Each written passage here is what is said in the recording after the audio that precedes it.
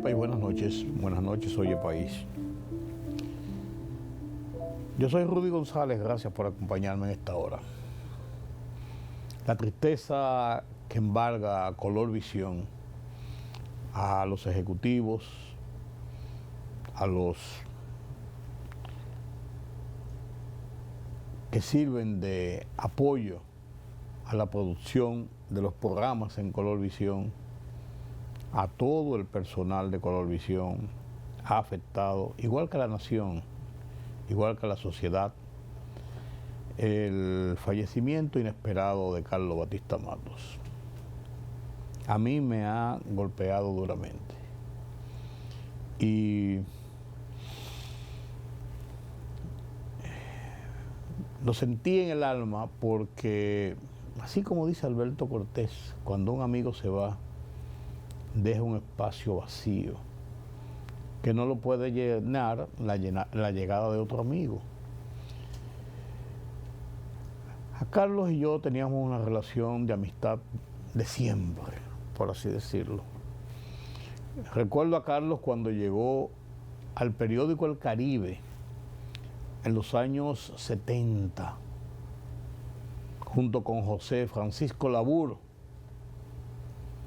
junto con Aristófanes Urbáez. Los cito a los tres porque venían de Vicente Noble. Aristófanes había nacido en la capital, se había ido a vivir a Barahona y de ahí recaló en Vicente Noble y allí se educó y todo eso, y vino ya a los 20 y tantos años, igual que Carlos Batista. Cuando Carlos llegó a la capital junto con José Francisco Labur, Labur falleció en el 91, falleció Labur, José Francisco Labur, aquel que escribió ese cuento que se llamaba Sana, sana, culito de rana, que se hizo muy famoso porque era una expresión popular y él la convirtió en una serie de cuentos y de decires de los pueblos y de nuestro folclore autóctono. Y Carlos Batista lo recuerdo con afro, con bigotes, siempre delgadito, pero siempre con un espíritu jocoso, con un espíritu alegre, buen periodista, se dio buen periodista, igual que José Francisco Labor y Aristófanes Urbáez. Aristófanes se hacía llamar el roedor, escribía aquella columna Gorbachev, era un apodo que usaba. Una época del periodismo romántico. Carlos estuvo con nosotros en el periódico El Caribe hasta que hizo tienda aparte y se fue a última hora a trabajar la parte de los espectáculos, arte, espectáculos. Tenía una columna, tenía un programa inicialmente con Magda Florencio, Noche y Día, la recuerdo como ahora, y así escribía su columna Noche y Día ya en última hora. Cuando yo llego del Caribe a última hora como subdirector, Carlos estaba allá, renovamos nuestros afectos de siempre, y después cuando yo pasé a la dirección de última hora, designé a Carlos Batista como director de La Tarde Alegre, que era la sección de espectáculo y arte de última hora. Y Carlos un día fue por la mañana, dentro de sus jocosidades, y me dice: jefe, yo necesito hablar con usted, jefe. No, dime, Carlos, ¿qué pasó? Mire, jefe, yo voy a renunciar de la dirección de La Tarde Alegre. ¿Qué pasó, Carlos? ¿Cuál es el problema? No, déjeme decirle, jefe, yo no soy un hombre de levantarme a las 6 de la mañana para estar en el trabajo. Soy un hombre bohemio, nocturno. Yo me levanto a las 10, las 11, las 12 del día. Entonces yo no voy a estar en una posición para incumplir. Pues Carlos, tú tienes varios asistentes, varias personas que trabajan porque es un departamento. No, jefe, yo prefiero seguir escribiendo mi columna y cosas que yo quiero escribir cuando yo quiero. Pues perfecto. Y se mantuvo así integrado todo el tiempo, iba todos los días al periódico y hablábamos y cherchábamos y participábamos juntos de todas las cosas. Yo fui testigo de sus amores con Berkis Concepción, con Carolina, su relación con Tamara. Vi nacer sus hijos, él vio nacer los míos.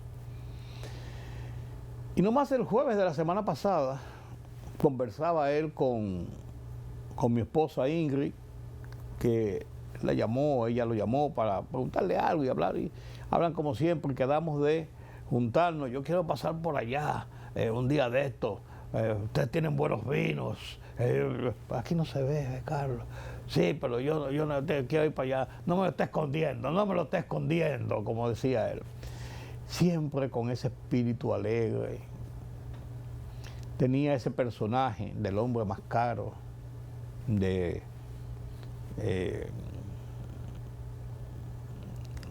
mejor puesto, el mejor buen mozo.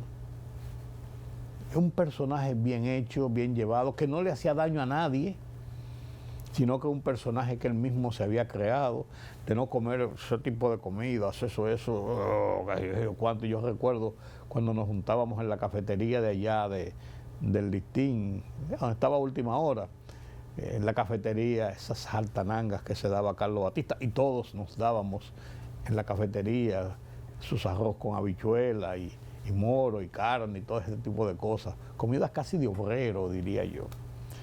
Pero ese era Carlos Batista, una persona que uno lo llevaba adentro y lo lleva adentro todavía.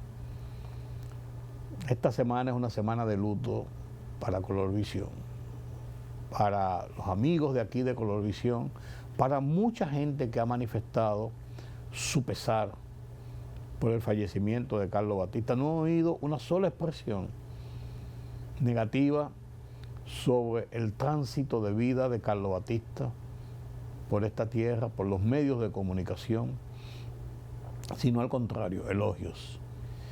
Y la verdad que cuando conocí la noticia me derrumbó. Me llamó un amigo para preguntarme, vean, porque sabía la relación de Carlos Batista y yo, vean acá, ¿qué le pasó a Carlos Batista? No sé, ¿por qué? ¿Le pasó algo? En horas de la mañana de este lunes, iniciando la semana, uno involucrado en todo esto que tiene que ver con la tormenta, con las lluvias, con la guerra, ¿no? Y lo dejamos ahí. Pero como 15 minutos después me llamó una segunda persona y me dijo, están diciendo que Carlos Batista ha sufrido un episodio de salud. Digo, mira, no tengo idea, pero me llamó fulano de tal para preguntarme y voy a indagar. Entonces hablé con algunos amigos comunes y entonces sí me dieron la información de que estaba ya corriendo el rumor de su fallecimiento y después uno de sus familiares cercanos me llamó y me lo confirmó. Me derrumbé. Yo no tengo la coraza de resistir a veces algunos impactos de noticias, y más cuando son de personas allegadas a uno y amigos de uno. Paz a los restos de Carlos Batista Matos. Yo le llevaba 7 meses, él nació en diciembre de 1950, tenía 75 años, iba a cumplir 76 en diciembre de este año. Yo cumplí los 76 en marzo, o sea, hace apenas un mes, cumplí los 76. Recuerdo su episodio cardíaco hace 7 u 8 o 9 años. Estuvo en Corazones Unidos, le pusieron un stent, pero se salió y se recuperó muy bien y seguía una vida normal. Siempre llevaba una vida bastante frugal, pero una vida normal, regular, sin excesos, sin mayores contratiempos. Pero llegó su momento, por así decirlo, y lo que rogamos, aspiramos y estamos convencidos, estará cerca del Señor, a donde vamos todos. Paz a los restos de Carlos Batista Matos. Consuelo a sus familiares, resignación a sus amigos. Permítame la pausa. El Instituto Nacional de Custodia y Administración de Bienes Incautados, Decomisados y en Extinción de Dominio, Incavide, anunció la celebración de su primera venta de bienes en pública subasta, conforme a lo establecido en la Ley número 60-23.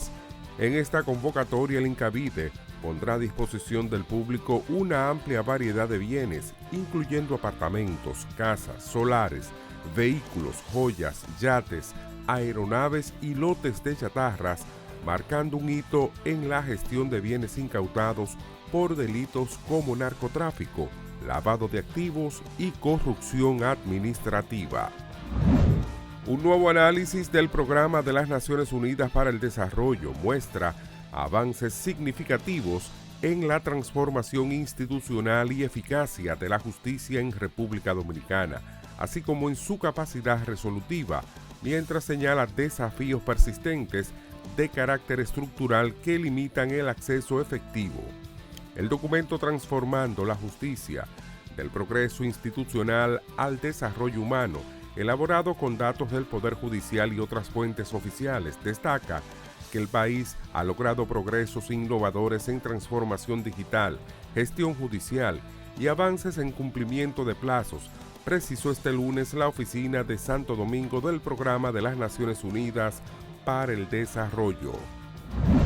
El Banco Central informó que las remesas recibidas en el país en el primer trimestre del año superaron los 3.019 millones de dólares, un aumento del 1.9% respecto al mismo periodo de 2025. Particularmente, en el mes de marzo se recibieron 1.149 millones de dólares, un 3.5% más que el mismo mes de 2025 y considerablemente superior a los de 261.6 millones de dólares recibidos en febrero de este año, destacó en un comunicado el Banco Central. El banco emisor ponderó que el crecimiento de marzo ocurrió a pesar del complejo entorno internacional que prevalece actualmente.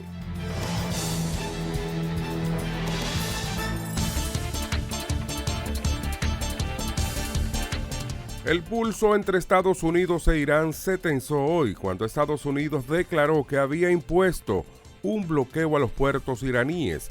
Teherán amenazó con atacar objetivos en toda la región y Pakistán afirmó que se apresuraba a reunir a las partes para mantener más conversaciones. Aunque el alto al fuego de la semana pasada parecía mantenerse, la pugna por el estrecho de Hormuz corría el riesgo de reavivar las hostilidades y agravar las consecuencias económicas de la guerra en toda la región. Un petrolero chino sancionado por Estados Unidos atravesó el estrecho de Hormuz este martes a pesar del bloqueo naval estadounidense contra Irán, informa la agencia de noticias Reuters, citando datos de navegación. El Rich Starry sería el primer barco en salir del Golfo Pérsico desde que comenzó el bloqueo. Se trata de un petrolero de mediano alcance que transporta alrededor de 250,000 barriles de metanol. Su última parada fue en el puerto de Hamriyat, en los Emiratos Árabes Unidos.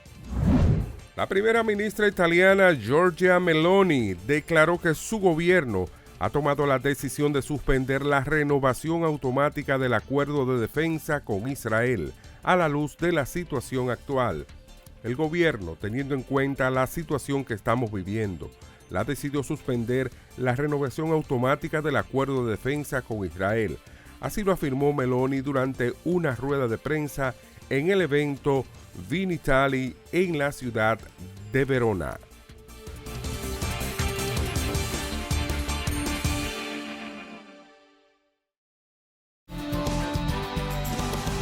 ...1967, octubre de 1967, llegué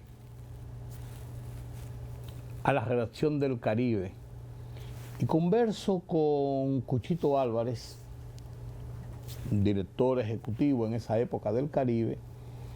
Pido hablar con él, entro, converso con él, le digo que yo quiero ser periodista, que no puedo entrar a la universidad porque tengo 17 años y me acabo de graduar del bachillerato y debía esperar los 18 para entrar a esa carrera, que no era una de las carreras tradicionales en aquella época en la universidad.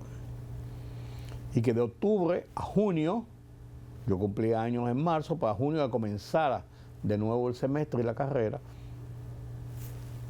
pasarme 8 meses sin hacer nada. Yo nunca he sido una persona de no hacer nada, porque me lo impongan las circunstancias, pero soy una persona activo desde las 4:30 de la mañana hasta que me dé deseos de acostarme, generalmente temprano, pero siempre activo. Nunca he estado pasivo, gracias a Dios. Y Germán Ornes, Cuchito Álvarez me entrenaron para ser periodista y entré a la sala de redacción octubre de 1967. Hace ahora 58 años. Cumplo 59 años en octubre de este año en el ejercicio ininterrumpido del periodismo, que lo comencé en el Caribe. Cuando yo entré en ese momento, el Caribe apenas tenía 58, 68, apenas tenía 19 años de haber sido fundado. El periódico El Caribe fue fundado en el 1948, 14 de abril 1948. Esta semana, 14 de abril del 2026, el Caribe cumple, señores, 78 años. De esos 78 años, yo trabajé 17 años en el Caribe, entre 1967 hasta el 1992, cuando salí y me fui a Última Hora, contratado como subdirector de Última Hora por Aníbal de Castro. No, espérate, ¿cómo que en el 92? En el 92 yo asumí la dirección del periódico hasta 1984. Paso a Última Hora, entro a Última Hora y ahí fui su director varios años y después hube de sustituir a Aníbal de Castro en la dirección del periódico cuando Aníbal de Castro renuncia y se va a formar el proyecto que se llamó primero Revista Rumbo y después se convirtió en Diario Libre, uno de los éxitos periodísticos de República Dominicana, bajo la dirección de Aníbal de Castro, quien después se fue al servicio diplomático, pero quien después retornó de nuevo y es hoy nueva vez el director del periódico Diario Libre, el periódico que fundó.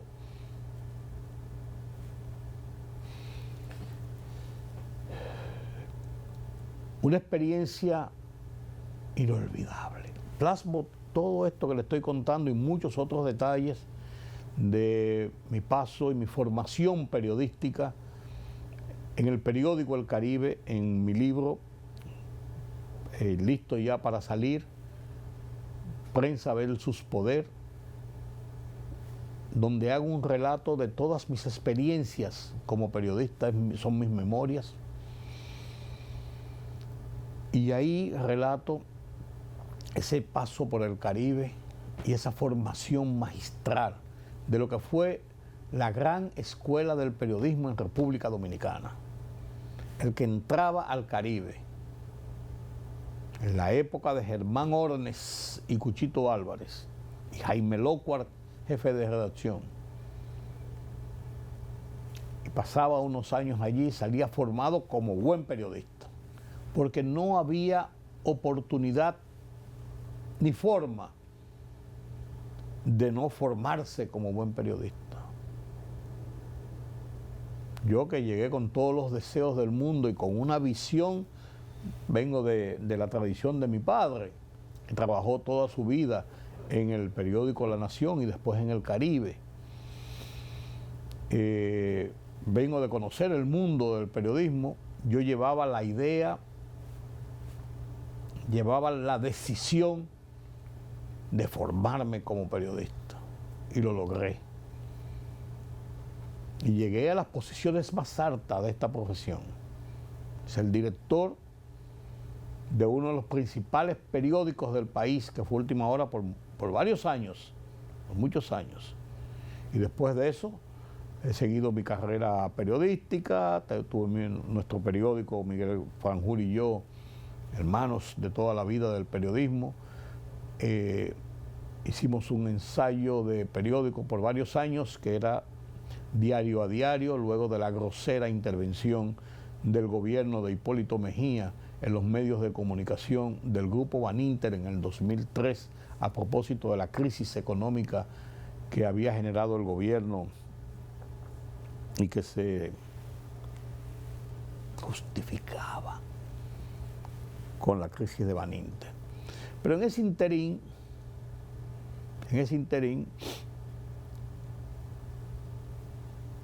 yo venía con esa formación y esos triunfos y esa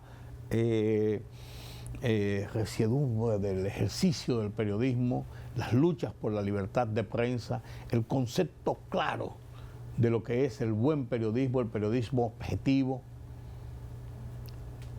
lo debo y doy gracias a esa formación en el periódico El Caribe.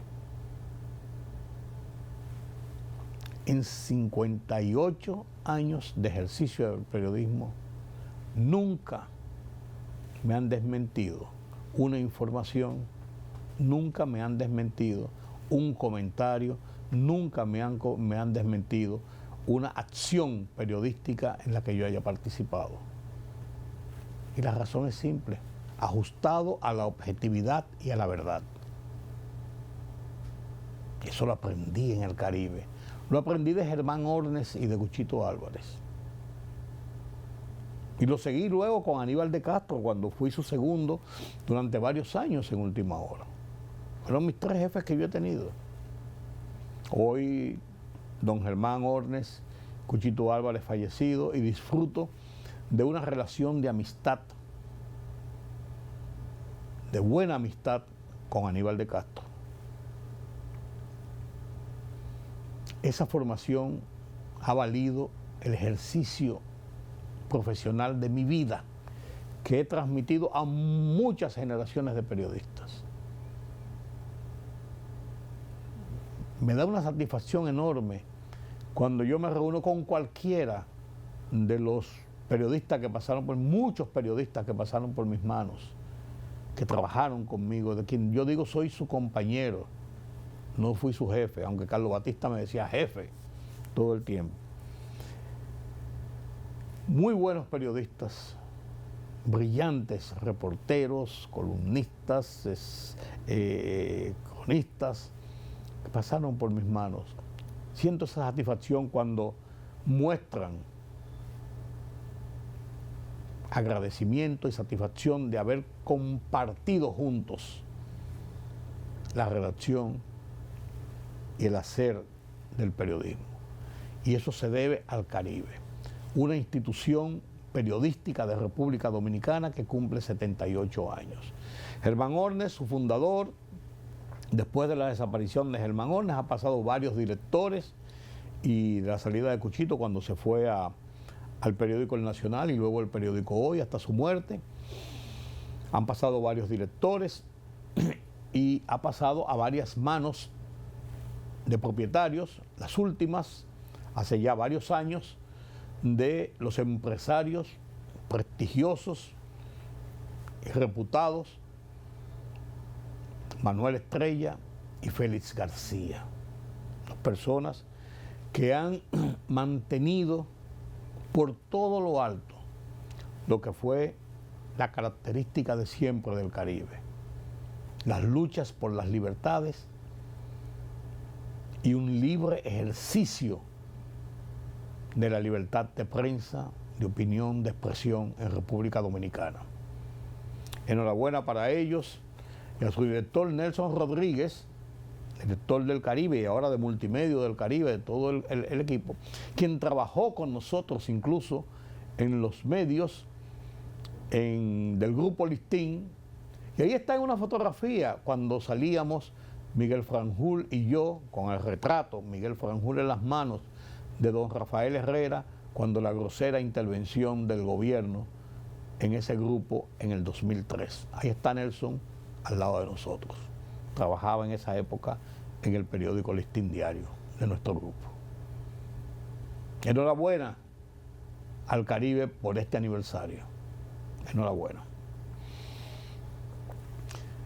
Hay que tener cuidado con el tema de las lluvias. Lo ocurrido este lunes aquí en República Dominicana fue fuerte.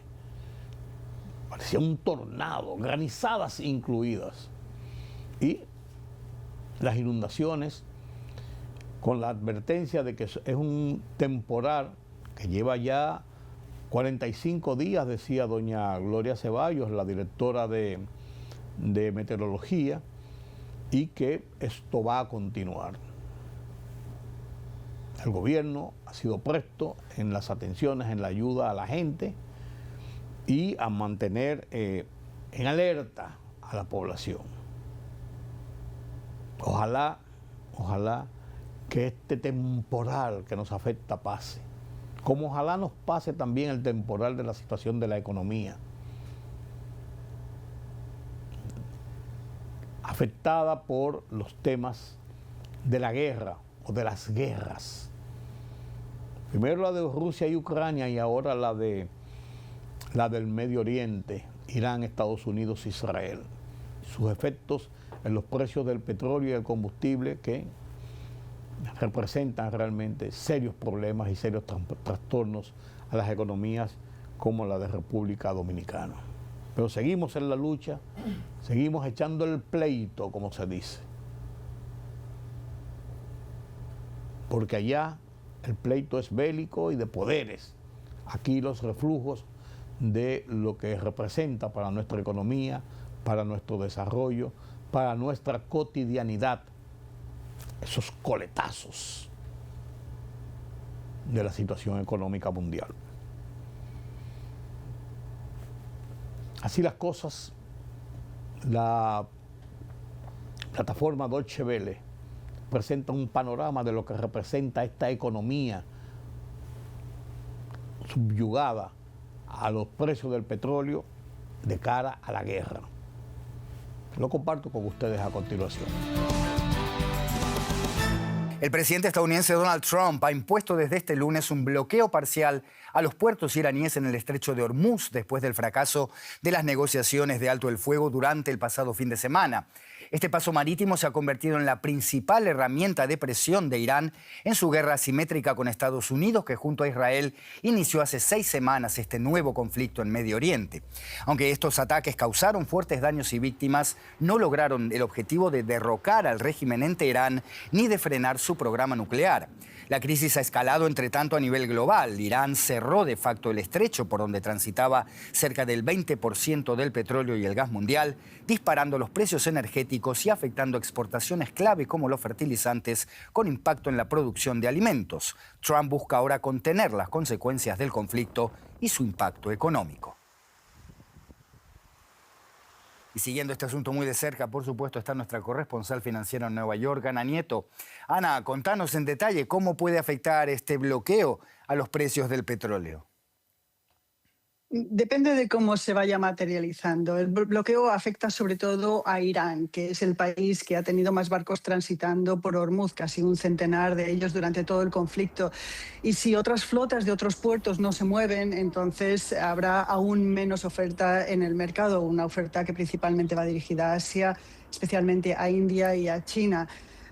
Sí, en cualquier caso sigue habiendo bastantes riesgos, problemas con seguros, costos de transporte que se terminan reflejando en un mercado internacional más allá del precio del barril. El informe de producción de la OPEP publicado hoy refleja un aumento generalizado y récord de los fletes marítimos de crudo y derivados refinados, no solamente por las alternativas a Hormuz, también en otros mercados como puede ser la ruta tanto mediterránea como la ruta atlántica. Además del impacto negativo de la oferta por el revés de las ventas de Irán, Estados Unidos no ha renovado la exención temporal de un mes que tenía al petróleo ruso y que venció el sábado, aunque la exención tampoco hizo demasiado por los precios porque parece que parte de la producción de Rusia en cualquier caso está evadiendo las sanciones.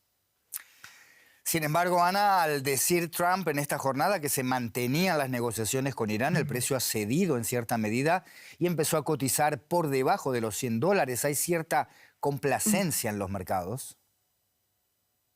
Eso parece indicar los datos que está manejando la Agencia Internacional de la Energía. Su director ejecutivo, Fatih Birol, ha dicho hoy en un evento del Atlantic Council que, aunque los precios están elevados, no están reflejando la seriedad del problema y hay una desconexión que terminará por desaparecer, dado que este es un asunto muy crítico para la economía global. Los precios, con todo, están más de un 60% por encima de donde estaban antes de la guerra. E incluso si no hay guerra, hay muchos analistas en Estados Unidos que ya no cuentan con acabar el año con un barril por debajo de los $80 por unidad. Birol dice que se han dañado casi 80 instalaciones petroleras en la zona del Golfo y que va a tomar aproximadamente 2 años repararla. Hoy la OPEP ha hecho público, como dije antes, su informe de producción de marzo, el primer mes entero de guerra, que refleja una caída de producción del 27% solamente en un mes, de mes a mes, porque no hay posibilidad de exportar el producto por el cierre de Hormuz. Kuwait, Emiratos Árabes, Irak son los que más han rebajado la producción, pero también Arabia Saudí la ha reducido en un 23%.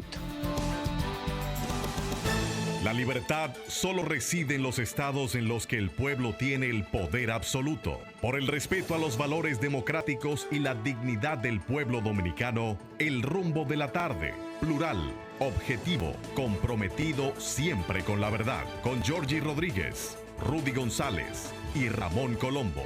Los poderosos ya están en el aire.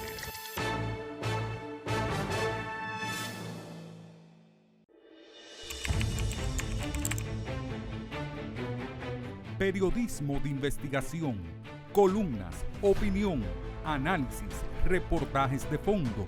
Hora por hora, una completa plataforma multimedia. Periodismo con valor. Noticias horaporhora.com.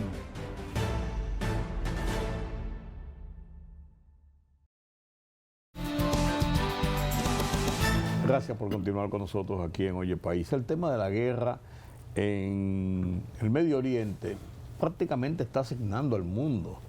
Todo el mundo está atento a lo que pase allí por los coletazos que este conflicto no es una situación entre dos países, no es una situación meramente regional, es una situación que abarca las economías, los estados de equilibrio y de conformación geopolítica y de políticas mundiales. Esto se sabe cuándo comenzó, como decía Julián Roa los otros días. Lo que no se sabe es cuándo ni cómo va a terminar.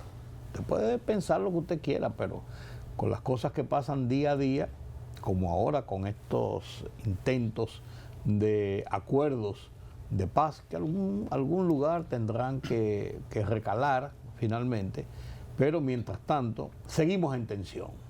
¿No es así, don Julián? Buenas noches. Buenas noches, don Rudy. Usted decía los otros días eso, que esto sabe cuándo comenzó, pero no cuándo va a terminar. Así y cada día es más cierto esto. Y es más complicado. Sí. Son muchos los actores que intervienen en la guerra. Sí. Lo que usted ve de frente es a Irán y a Estados Unidos, pero no son los únicos. Claro. En ambos lados hay una especie de consejo que aconsejan, advierten, presionan a cada uno de los dos bandos. Cada uno con sus intereses, claro, de la forma que sea. Por supuesto. Y hay inclusive actores independientes. El caso de Israel, Israel juega una posición para Israel, no para los Estados Unidos. Claro, claro. Y en Ni para los que les rodean. No, en cierto modo también boicotea parte de esas negociaciones. Donde no le conviene, ellos no están de acuerdo. Las negociaciones continúan esta semana en Pakistán, en Islamabad. Un actor nuevo en la mediación. Pakistán no tiene tradición de mediación. Pero Tiene un gobierno militar que, mire lo extraño, su presidente propuso al presidente Trump para el Premio Nobel de la Paz. Claro, eso no es lo único que le gana la posición de mediador, sino que los demás perdieron la imparcialidad en la mediación. El caso de Qatar, que es la gran tradición de la mediación con Medio Oriente, y el caso, por supuesto, de Turquía. Ambos, en cierto modo y en cierta forma, han estado posiciones en favor de los Estados Unidos. Sí, asumieron posiciones públicas. Correcto. En favor de uno de los bandos. El caso de Pakistán fue una especie de un conejo de un sombrero mágico, ¿no? ¿Verdad? Sí. Con el apoyo de China, sí. por supuesto. Y lo ha hecho. La influencia de China en Pakistán es bien, bien fuerte. Y ha hecho el trabajo, que era sentarlo por lo menos vis a vis. No es lo igual que la mediación catarí o que la mediación turca. Hay más experiencia, hay más trabajo, hay mayor expertise. En este caso ha sido un poco más torpe en cierto sentido, y las rupturas han sido más cortas. O sea, se ha durado poco tiempo en las negociaciones. Inicialmente Estados Unidos, claro, tiene una posición sumamente rígida, una posición de extremo. Prácticamente lo que ha pedido Estados Unidos es la rendición del gobierno iraní. Sí. Y el cambio de gobierno iraní, algo que en una mesa de negociación Irán no lo va a reconocer. Claro, eso jamás. No lo acepta si son los que están negociando. Correcto. Inclusive los actores han cambiado. Fíjese que inicialmente los negociadores de Medio Oriente ha sido el yerno, Kushner, de origen judío, y un amigo de infancia de Donald Trump, un empresario,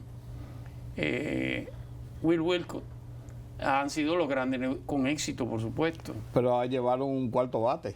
Ahora han llevado al vicepresidente Vance. Sí. Un cuarto bate no necesariamente en negociaciones, pero sí en jerarquía. Correctamente. Sí. Han elevado el nivel de los negociadores con el propio vicepresidente de los Estados Unidos. Claro, las negociaciones no han terminado de manera fructífera. Sigue la amenaza del cierre del estrecho de Hormuz y sigue la amenaza, ahora una escalada mayor, del gobierno de los Estados Unidos de militarizar toda la zona del estrecho y bombardear cualquier tipo de nave, de barco que saliera de los puertos iraníes. Sí, si eso ocurre, eso sería una escalada ya nueva vez a la guerra, a la confrontación directa. No, y con un gran riesgo, innegablemente, porque eso cerraría prácticamente todo tipo de navegación. Se esperaba este miércoles la declaración del presidente Trump de si se había llegado a un acuerdo o no, y la verdad que no se ha terminado. Y por supuesto, alguien que ha metido un elemento nuevo es el caso de Irán con relación a Hezbollah. Hezbollah es la milicia del Líbano, claro, una milicia eminentemente de tendencia iraní. Claro, que es el otro frente, claro, el que mantiene a Israel en el conflicto. Que ha dicho que no va a suspender ni a detener los ataques a Hezbollah en el Líbano. Pero el propio Irán ha dicho y ha pedido en las negociaciones que se hagan conversaciones en Washington con Hezbollah. Para Israel eso es inaceptable. Israel no tiene nada que negociar con ellos. No, y menos en Washington. Sí. Sería un reconocimiento tácito a la existencia de ese grupo terrorista. Claro. La situación no está definida totalmente. Sí. Está todavía muy complicado. Además pende de líneas muy delgadas, claro, muy delgadas. No hay nada que pueda sustentar y decir, bueno, pasó este incidente y no puede ser. Cualquier gota puede derramar la copa. Mucha gente no entendía, en el cual me encuentro yo, la posición pasiva tanto de China como de Rusia. Ahora la vemos. Todo el mundo entendía que un ataque a Irán era asunto de días. Sin embargo, no ha sido así. Lo que ha probado es que esa política guerrerista de Donald Trump ha sido un fracaso. En Irán es una especie como de Vietnam del siglo XXI. No ha podido salir, esa es la verdad. Todavía no ha podido entrar, pero los ataques que ha hecho no le han dado resultados esperados. Irán se ha preparado para resistir, no para ganar, pero sí para resistir. ¿Y en qué tiene que ver entonces esto la parte de China y Rusia que tú planteas? Bueno, ha demostrado la debilidad, aquella amenaza apocalíptica de Trump hacia cualquier país ha demostrado que necesariamente tiene que sentarse una mesa de negociación. No todos los países son Venezuela, ni todos los países es el Caribe. De cierto modo, ese discurso guerrerista tiene sus límites. No solamente hacia lo externo, sino también hacia lo interno. ¿Puedo presumir o puedo interpretar de que lo que tú estás diciendo da una imagen de que detrás de esto está China y Rusia diciendo, no diciéndolo públicamente, pero diciendo, aguanta, que las cosas no son así como tú quieres, sino como deben ser? En cierto modo, aunque le parezca extraño, es una manera de China lanzarle una cuerda a Estados Unidos. Permitir que Pakistán, en este caso, que tiene un sistema pro-occidental, pero muy cercano a China, que Pakistán sea el negociador, es una manera de buscarle una puerta de salida, que posiblemente la encuentre. Al mundo no le conviene esta guerra, no es en el medio del desierto, es en el medio, en el corazón por donde circula la sangre de la economía del mundo, en este caso el petróleo y el gas natural.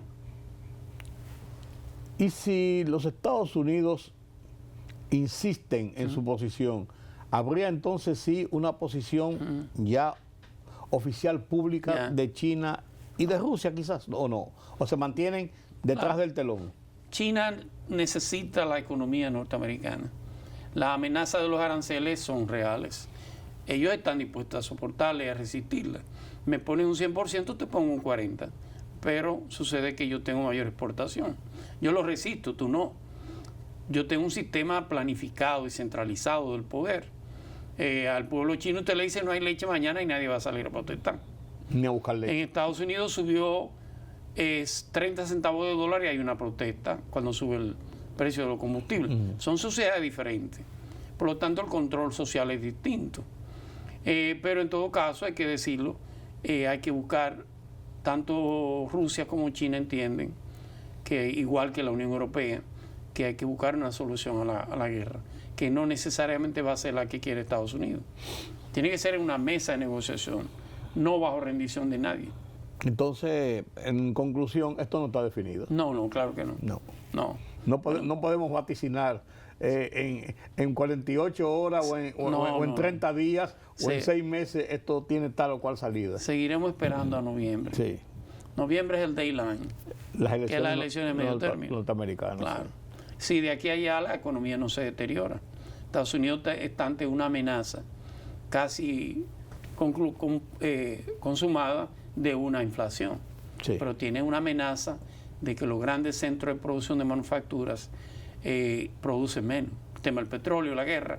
Por lo tanto, te podría tener una inflación, pero te podría tener, por otro lado, falta de productos, y eso también le generaría otro problema. Bueno, un problema está ocasionando aquí en la región nuestra.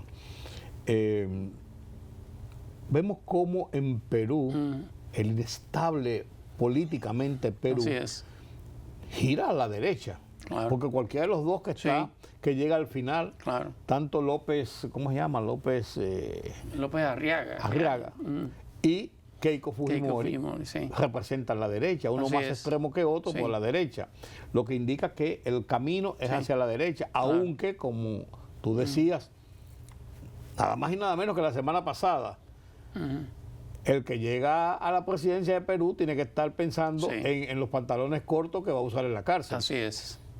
Perú, recuerde que Perú es una de las democracias más viejas del continente. Sí.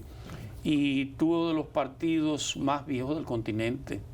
El APRA, de Raúl Haya de la Torre, eran partidos consolidados.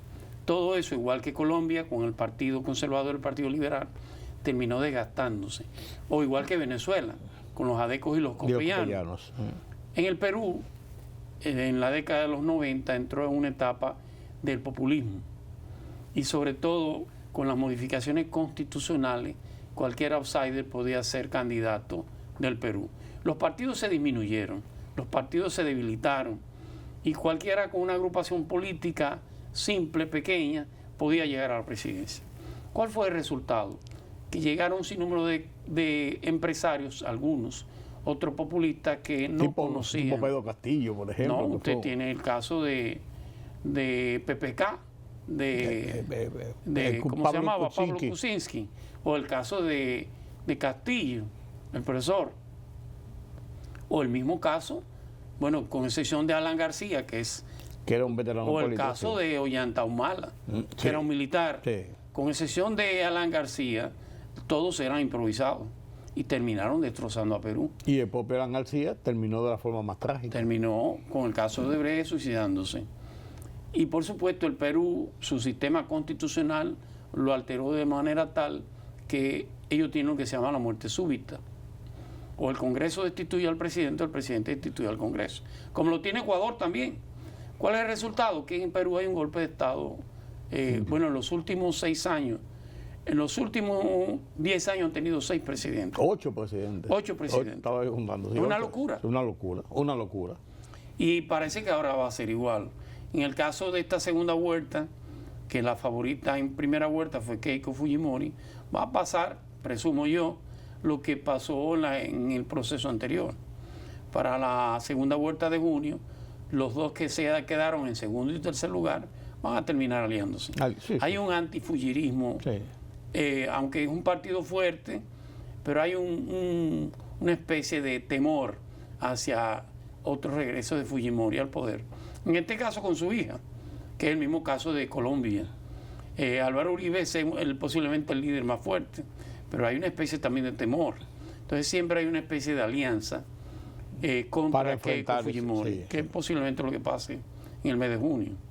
Mientras tanto, en Haití, la fuerza antipandillas se está esperando como se esperaba aquella fuerza keniana que llegó 6 meses después y llegó para no hacer nada. Igual va a pasar. ¿Qué tú crees que va a pasar ahora? Porque hay muchas expectativas sobre la fuerza antipandillas. Haití es una frustración aprendida. La verdad es que ¿Cómo así? La comunidad internacional, en toda la historia democrática de Haití, o en todo el siglo todo el siglo XX y lo que llevamos el XXI, los intentos de la comunidad internacional por resolver los problemas internos de Haití ha sido un fracaso. Haití tuvo una primera intervención norteamericana en 1914 hasta 1934. 17 años. Y en ese periodo se organizó más o menos el Estado haitiano. Y luego tuvo, por supuesto, un periodo de inestabilidad a partir del 34, hasta los golpes de Estado del año 57, que llega luego, en otro periodo democrático, entre comillas, llega un coronel llamado Paul Magloire y hacen las elecciones. ¿Quién gana las elecciones en el 57? La gana el médico. El médico. Aquel François que había Duvalier. sido muy humanitario. Había vacunado a Haití le vaciné, ellos le llamaban la vacuna. Sí. Todo un proceso de vacunación. Cuando los militares se dieron cuenta que no era posible seguir en el poder, se decidieron por el médico, porque era manipulable. Era alguien que iba a poder ser mandado por cada uno de ellos. Y la verdad es que ese médico terminó siendo el peor de los dictadores latinoamericanos, François Duvalier. Pero no es una persona, es una manifestación Un en sistema, Haití. claro. Es una lucha entre negros y mulatos. Y ahora en los últimos tiempos es una lucha que ya no tiene color siquiera. Los mulatos han terminado abandonando el poder en Haití. O lo han hecho a la mala, o lo han hecho muerto, o lo han terminado en el exilio. Es cierto.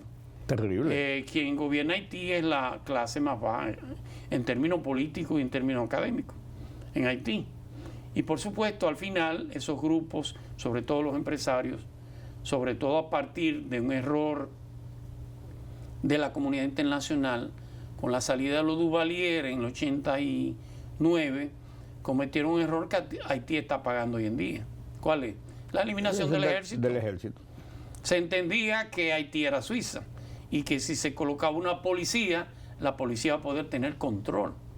Grave error. ¿Qué le pasó cuando no tuvo control la policía? Que los empresarios comenzaron a protegerse y crearon sus propias policías. Que son las pandillas de hoy. Que esas propias policías son las pandillas de hoy en día. Todos tienen rangos militares, han sido ex capitán, ex mayor, todas esas cosas. Ya no hay control. Entonces la comunidad internacional ha fracasado siempre. No ha sido fácil ponerlo de acuerdo, porque mientras no se ponga de acuerdo la clase política haitiana, que es muy incipiente, por cierto, muy pequeña, no va a haber manera de controlar esa delincuencia. ¿Están hablando de elecciones? Las elecciones deben ser en junio, en julio de este año. Estamos en abril. Eso usted puede estar seguro que va a haber una posposición. Aunque con los Estados Unidos y 2 fragatas de los Estados Unidos resolvió un problema inmediato. ¿Cuál fue? Eliminar el Consejo Presidencial. Se peleaba más dentro del Consejo Presidencial que en la calle de Puerto Príncipe. Así es. Han colocado al primer ministro correctamente. Ya no hay gobierno, hay primer ministro. Y él es el gobierno en todo el sentido, no hay un parlamento. Significa que él tendrá que trazar una hoja de ruta. Mientras tengamos las guerras en Medio Oriente y parte de la inestabilidad en Venezuela, Haití no va a ser una prioridad para esa comunidad internacional. Que no sea hacer eso, llevar una especie de pantalla de que se está trabajando en lo que no se está haciendo. Usted menciona Venezuela, pero en Venezuela se está hablando sí de elecciones ya. Sí, claro. Y María Corina Machado, en el exilio, Sí. porque es un exilio, Claro. un exilio dorado, está hablando de fijar posiciones para una unificación eventual Bueno. de la oposición para enfrentar el chavismo. Y vimos a Diosdado Cabello que se reapareció con una declaración diciendo nadie vence al chavismo. Sí. Bueno, el chavismo es un sentimiento en Venezuela. No lo será de la clase media y de la clase alta, pero en los barrios sí. Entonces, este proceso de Venezuela es una hoja de ruta. Eso se trazó el primer día. Eso se trazó en el avión que llevó a Nicolás Maduro a la cárcel en Nueva York. Esa es una hoja de ruta trazada. ¿Cuándo será? No lo sé. Ya se habla de... Ella vence ahora constitucionalmente Sí. a final de, pero no, a final de abril. Elecciones no van a haber. No. Se le buscará algún bajadero. Recuerde que el hermano es el presidente de la Asamblea Nacional. Sí, la Asamblea podría hacer una reforma rápida Totalmente. para extender el Con mandato. el apoyo de los Estados Unidos, Sí, por claro. supuesto. Elecciones no serán ahora. Y en ese proceso de elección, yo me atrevo a decir que la oposición en 25 años no logró ponerse de acuerdo. Ahora menos. Ahora menos.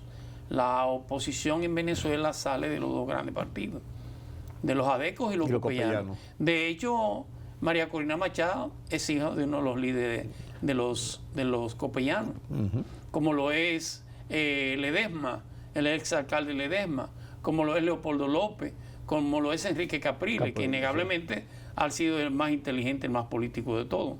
Nunca abandonó Venezuela, ahora es miembro de la Asamblea Nacional. Y se ha mantenido ahí. Se ha mantenido. Creo que la posición de Corina Machado es una posición extrema. No estoy diciendo que no tenga su popularidad en Venezuela, pero ese voto que se dio en contra del chavismo no fue a favor de ella. Fue un voto contra lo que estaba pasando en Venezuela. Los líderes surgirán de ese mismo, dentro de Venezuela, no creo que de fuera. Además, todos viven en el exilio.